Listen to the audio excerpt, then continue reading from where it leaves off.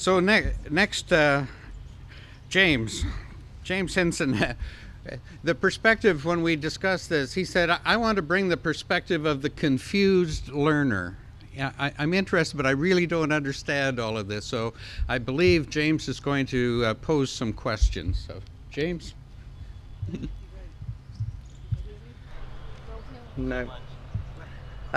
Thank you very much, Charles, and thank you very...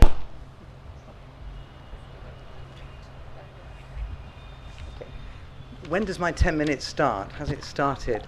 Thank you very much, Charles. Some time ago. Yeah. Right, okay. I shall say thank you very much for the third time. Thank you very much to CEE also for inviting me to share some ideas here with you this morning. Yes, I am a confused teacher, which I guess is a very suitable metaphor, because I think that many of our students, especially those of us who are school teachers, also are confused. They face a paradox. They face a paradox of certain messages in the classroom, messages about peace and harmony, messages about sustainability. But when they get out of the classroom, when they go onto the streets of Ahmedabad, they see a different life. And I guess that leads to a certain amount of confusion. Which way do they look? A bit like the panelists. Do you look at the speaker, as some are doing now? Do you look at the screen? You're not quite sure which direction to go in. So I am a very confused ESD teacher. And what I'd like to do is share some of that confusion with you, and hopefully during the rest of today receive some stimulating ideas from you about solving the paradoxes that we face. My confusion really lies in two areas. One is how we as ESD practitioners frame the future, and how we view this whole process of change in the future, because I believe how we do those two things are very critical in terms of what our ESD looks like. I don't want to spend too long on these next slides, because they're fairly self-explanatory, and it's what we all know, but the world is facing huge challenges. Degrowth is a word that I've come across over the last few years. Decline is still a possible future. Many people suggest we're facing total storm, tipping point, collapse when looking at economy, society, and ecology. A recent paper from the Stockholm Environmental Institute isn't good news for the 9 key life support systems on Earth. All the indicators of so-called development are going in the wrong direction. We live in a global capitalist economy which is tremendously unfair. And we face this dilemma of sustainable development, which is a paradox in itself. And many economists are pointing out we either face economic or ecological collapse. We have to choose one or the other. And this is the current framework that I experience in schools in the UK and schools across Europe. Maybe there's a different framework of thinking in India, but this framework of thinking leads to this kind of education for sustainability. It's often gloomy and doomy. It doesn't present a positive view of the future. It also focuses on personal behavior change to bring about sustainability. Children, you do your bit for the planet. Switch off that light, recycle that waste, which shouldn't be there in the first place. It's often a moralizing approach that you find in UK classrooms. It is exceptionally dull and boring. Nobody is really excited by switching off lights or recycling. After a while, it's kind of interesting for the first few lessons, but then it does become slightly boring. It's not exciting. If I asked you, for example, how your marriage was, and you said, well, it's sustainable, nobody would actually think that it was a tremendously positive experience to be having. And I also believe it's confused. And I also believe that at times as educators we're dishonest with our students and with ourselves. This is the message from the UK Minister for Education Minister. Children are in the front line of the battle against climate change. Wow, kids, come on, join the battle. I mean, that is not anything that anybody wants to hear. So what have young people done to deserve this? Why have we translated the current framework of thinking into this kind of ESD? And I would question this metaphor. Is the Earth really in a 5-year-old child's hands? I don't think so.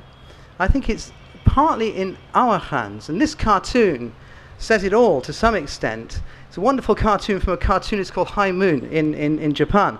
And you've got the environmental activity groups, and I put us into that category, running towards the summit of sustainability, just leaving people behind at the bottom, enjoying themselves. The disconnect between what people want and their vision of the future and us is huge. So is there another way of thinking? And this is where my confusion comes in, reading this book by a guy called Matt Ridley, called The Rational Optimist. I think up until this point in time I've been an irrational optimist. You can buy the book or you can go to TED.com and hear him speak. And he and many, many others are offering a different framework of the future. They usually start by saying the world now is a much better place than it ever has been for nearly everybody on the planet. And that's a message we often forget to give young people. It's not a bad place to live, this planet. It's not perfect for millions of people, but it's better than it was 50, 100 years ago. And that leads on to the next statement, is why shouldn't it be better in the future? On what basis do we look back into the past and see improvement, but look to the future and just see disaster? Why do we do that? And we have been doing that for the last 200 years. It's not it's not something which we've just started doing. You can read back into people in 1900. They were predicting disaster then. This is a favorite thing that many disaster scenario people kind of like to quote. If everybody in India had the lifestyle of an American or a European, then the world would collapse, or if something else. But a lot of people say that actually in this process of cultural evolution, if rarely happens. The if doesn't always have to happen. Something can make sure that the if doesn't happen. And I wonder what the role of education is there. Also, when we frame the future as a disaster, we're actually very bad at framing the future. Our mistake very often is just to think that the future is a bigger version of the present, rather than thinking that the future could be different, and the future always has been different. None of us, and the young people here I was talking with yesterday, could have predicted the internet age, for example. 30 years ago, none of us would have sat down and said, hey, we'll be doing this, this, and this with technology. That's because change happens in a way that is organic and sometimes unpredictable. This is one of my favorite quotes. The Iron Age didn't end because we ran out of iron. Something better came along. And it's true probably at the end of the age of oil.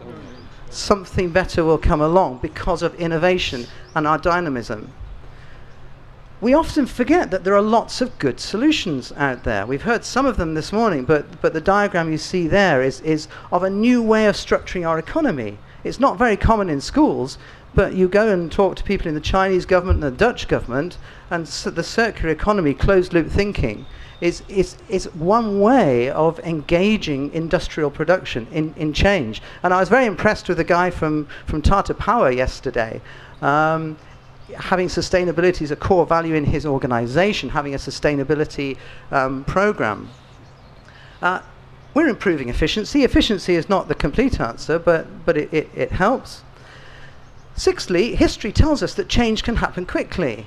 Some of us here might have watched a video in the United States in 2005 called The Death of the Electric Car. Just 5 years later, every major manufacturer is making electric cars.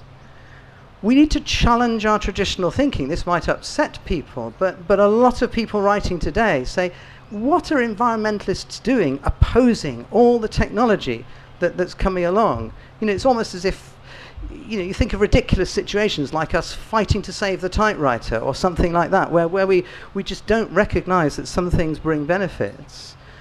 What is so great about self-sufficiency? Can we think of some challenging questions? Are corporations all that bad? Why do we think that countries can increase wealth through farming? Maybe they can't. Is our sustainable development just making some people a little less poor when really they want to be rich?